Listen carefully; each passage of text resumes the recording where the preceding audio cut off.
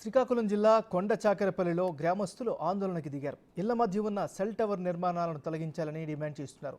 Cell tower నిర్మాణం వల్ల అనేక ఆరోగ్య సమస్యలతో పాటు రేడియేషన్ ప్రభావంతో క్యాన్సర్ వ్యాధులతో బాధపడుతున్నామని ఆందోళన వ్యక్తం చేశారు. ఇప్పటికే నిర్మించిన 5G టవర్ పునరుద్ధరించేందుకు నిపుణులు రాగా వాటిని తొలగించాలని గ్రామస్తులు ఆందోళన చేపట్టారు. దీంతో గ్రామంలో ఉద్రిక్తత చోటు చేసుకుంది.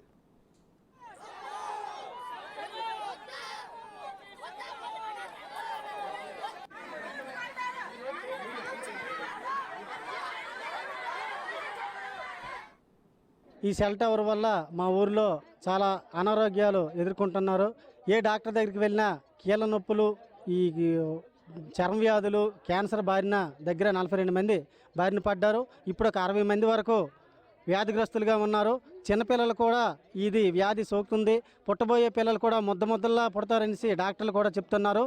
ఇది అధికారులు మీ దృష్టికి తీసుకెళ్ళడం జరిగింది. అదేవిధంగా కలెక్టర్ గారికి కూడా వినతిపత్రం ఇవ్వడం జరిగింది. ఇంతవరకు స్పందించలేదు. వీలైనంత వరకు త్వరగా ఈ వీడియో కూడా మీరు చూసి స్పందించి వేరంగా రిమూవ్ చేస్తారనేసి సవినయంగా మా గ్రామం తరపు నుంచి మేము కోరుకుంటున్నాం. లేని ఎడ్ల మేము ఏదో రకంగా దీన్ని రిమూవ్ చేసే మార్గాలు మాత్రం మాకు మీ ద్వారా అందించగలరనేసి మరీ కోరుకుంటున్నాం. ఈ ఊరికి ఏనమ్మగా గత కొన్ని సంవత్సరాలుగా నేను ఇక్కడ వర్క్ చేస్తున్నానండి. ఈ ఊరు ప్రజలందరూ ప్రతి సంవత్సరము ఏదో ఒక విధంగా వ్యాధులు బారి పడుతున్నారండి.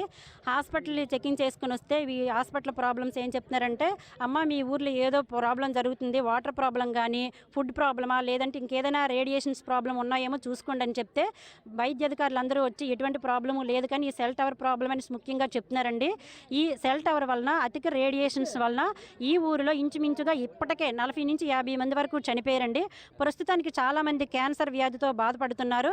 తక్షణమే ఈ టవర్ని తొలగించవలసిందిగా కోరుచున్నామండి. ప్రభుత్వం వారు పట్టించుకున్న పక్షంలో ఈ టవర్ను మాకు మేముగానే వేరే యంత్రాలు తీసుకొచ్చి కానీ మా చేతి పరికరాలతో కానీ దీన్ని తొలగించవలసిందిగా